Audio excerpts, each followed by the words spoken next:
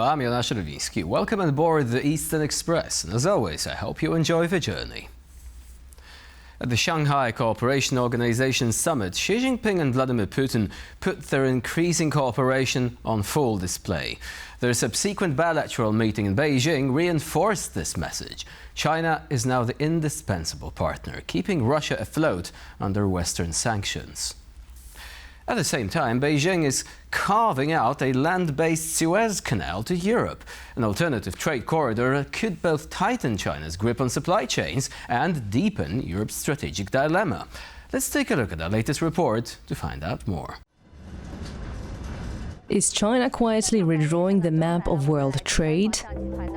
In Chongqing, a mountainous hub in central China, freight trains now roll west carrying laptops, cars and batteries. A land-based Suez Canal linking Asia with Europe in half the time of sea routes.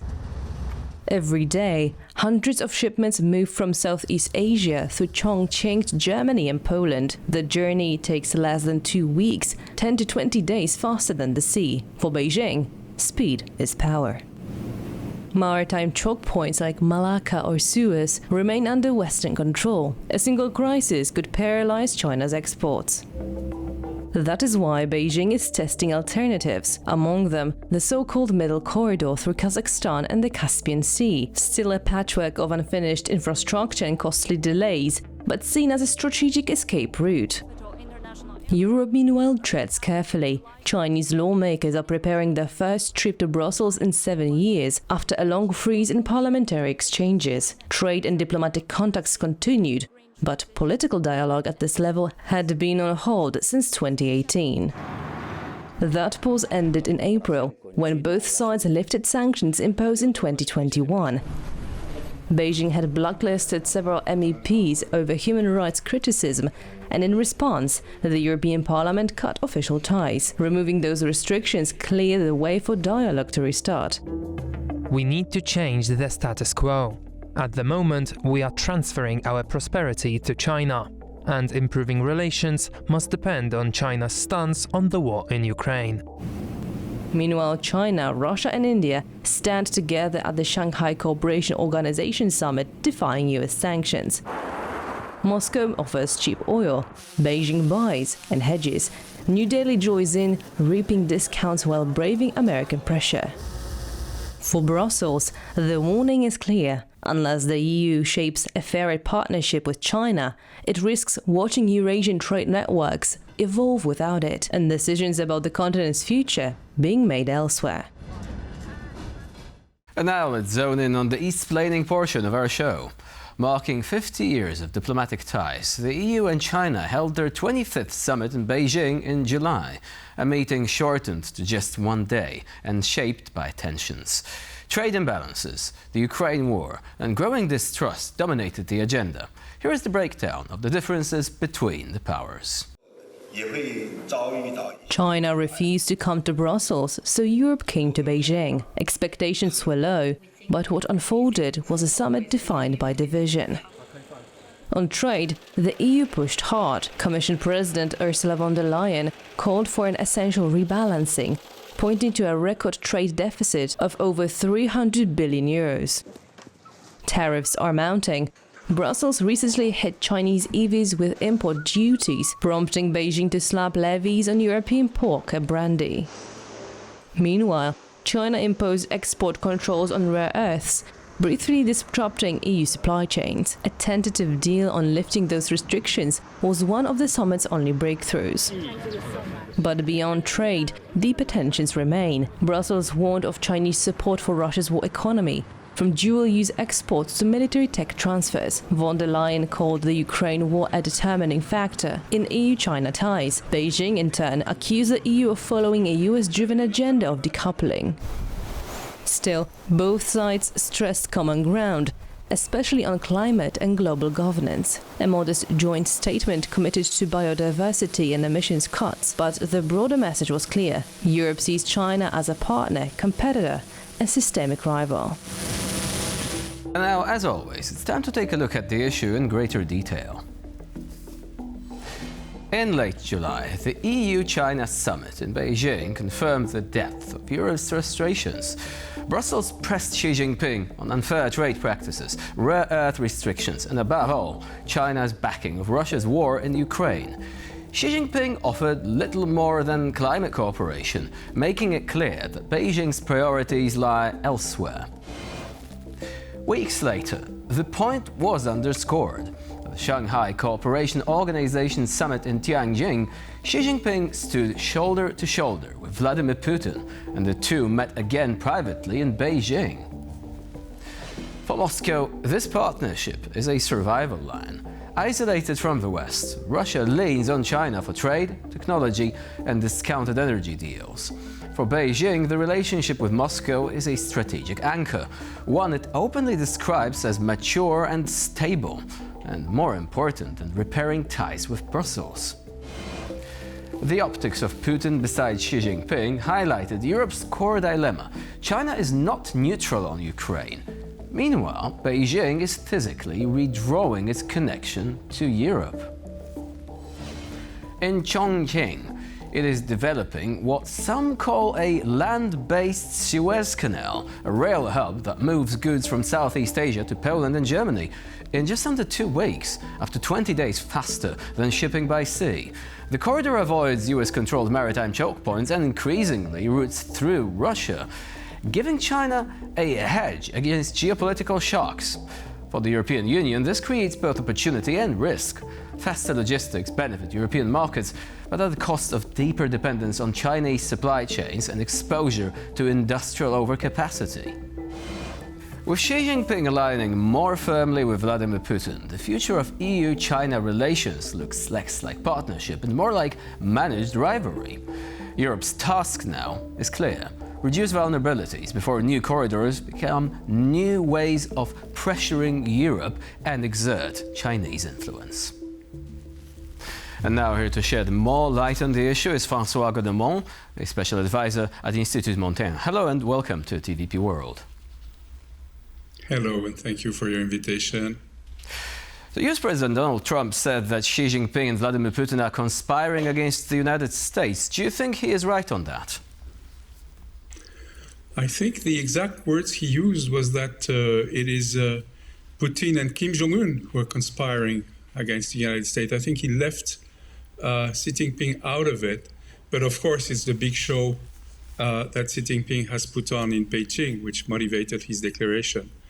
And if you count that in the room, there was also the Prime Minister from Iran, it's almost the axis of evil reconstituted quite officially with the participation and the blessing of China. And you're right, the statement was quite ambiguous, so at least it left space, it left room for interpretation that Xi Jinping was actually a part of this conspiracy. Now, do you think the same would also be true with regard to the European Union? Or would you say that the approach of Russia, and in particular of China, is rather different than with regard to the US? I don't think there is a specific approach to the European Union beyond soothing words and availability to talk, but that doesn't deter China from adopting countermeasures and complaining and threatening about any commercial measure or restriction measure that the EU would take. But on the whole, the direction is clearly about the US, and is clearly to demonstrate a challenge in terms of military power and in terms of capacity of alliances. We should factor in, of course, that Narendra Modi made the trip and was very prominent alongside Xi Jinping, although not in the same circumstances. And that's something that, unfortunately, President Trump has pushed by promoting these 50% trade tariffs on India. Narendra Modi is also doing a show of independence and at least visually getting nearer to China. He certainly was there. He didn't stay for the parade, but he was present during the whole Tianjin summit, which was important given that there are also tensions between China and India. Now that you've mentioned this, it's probably crucial to ask the fundamental question, because there is a lot of talk about reverse Nixon or reverse Kissinger, of the US hoping to essentially prevent Russia and China from building the sort of ironclad alliance, not just in terms of economics, but also in terms of the military. Now, do you think there is any chance for either that or returning to the old Nixon approach, meaning that perhaps a deal with China could be easier to obtain than with Russia? And also, could the European Union actually be the beneficiary of that? So a Nixon approach, but with a European twist. I doubt very much both hypotheses, I have to say. The reverse Nixon and reverse Kissinger, at least optically, that's completely out of the question now. And on the contrary, there are signs of a deepening links. I'm not saying alliance, because alliance would imply trust and sign treaties on military aid or military help, and that's not happening. But we have, for example, the new Power of Siberia 2 gas pipeline. After 19 years of negotiation, is being signed between Russia and China, at least if you believe the Russians. And that's, of course, a sign. But the other option is quite difficult too. The notion that President Trump would be able to push China beyond its comfort zone. Yes, China says it's seeking stability in the short term, and that's true with any partner. And of course, the US right now is in the short term very unstable, given the way the all negotiations and all dealings are being conducted. But in the longer term, there is absolutely no question that Xi Jinping is indicating the will of China to prevail. Prevail over what? We don't know yet. There is a disagreement with India, by the way, even in the communiques, because Narendra Modi and India in its communique mentioned the need for what he called a multipolar Asia, which implies that China is not the only gorilla around the block, that there are other gorillas in Asia, and that obviously means India first and foremost. And China certainly didn't repeat that statement in any form. China accepts and perhaps condones global multipolarity, but not multipolarity in Asia. And what are China's priorities with regards to foreign policy right now? Is it trade, which would actually imply cooperation, even if grudging cooperation with many of its partners, including Western ones? Or is it more of a confrontational stance that would prioritize basically obtaining control of Taiwan first and foremost, even at the expense of souring relations between China and its Western partners? You know, you have to guess what souring relations really means. China simply cannot do without the huge trading and tech relationships it has with the outside world, including the US, including Europe, including Japan, including South Korea, all countries or regions that might be involved directly or indirectly if there was a conflict over Taiwan. There's no question that Xi Jinping is pursuing a decoupling agenda in the parts where he can pursue it. In fact, the gas pipeline with Russia, for example, is part of that. It will allow China to buy far less LNG from the US, for example. Remember that was part of the trade deals with the Trump 1 administration. So he's, of course, has to get ready for the possibility of sanction. He's not seeking directly a confrontation. You can see that he's replying, in fact, quite backhandedly to US trade measures, some of which are already being implemented. As we speak, there are already very large surcharges on Chinese exports to the US, far more than from any other region, with the exception now, of course, of India, which is a very strange case. But China is, of course, complaining. but is no longer taking very active countermeasures. I think they still seek a deal. What they would love is to have a stability in the trade area while being able to pursue the longer term as a goal, which is clearly more geopolitical influence and clearly one day retaking of Taiwan. And where is Europe in this whole puzzle? Because we talk a lot of the US-China relations. Does Europe actually have any sort of leverage over China in terms of, again, in terms of trade, in terms of economic incentives, which could perhaps drive something of a wedge between China, Russia, North Korea also, which of course is not, as you've mentioned, an outright ally, but is a country in China's orbit, right? And in Russia's orbit at the same time, so it's kind of complicated. But do you think that Europe actually can stand on its own and pursue policies which could actually change the calculus here? To be frank, I think the EU is pursuing the right economic security policies, but not enough of it, not fast enough, and not on the scale that would be required if you want to be really safe from the implications of a conflict with China, even if the conflict, of course, is not led or even if it's not led by Europe or if Europe is not participating. Let's just look at the global trade situation since January 1st, 2025. Trade with the US from China is indeed declining, not so much, but slightly. Trade with the EU and exports from China to the EU are booming. So are they to South America, so are they to Africa, so are they to Southeast Asia. India is the only other country where China might be having some difficulties. For reasons that Americans may soon discover too, if inflation hits the store shelves, with less products from China or more expensive, this is what European customers are looking at. And so for the time being, we still have what you could call a tsunami of Chinese industrial goods into Europe. And given that, the geopolitical levels are not many of them. The one big geopolitical level, of course, would be mutual alignment with the US.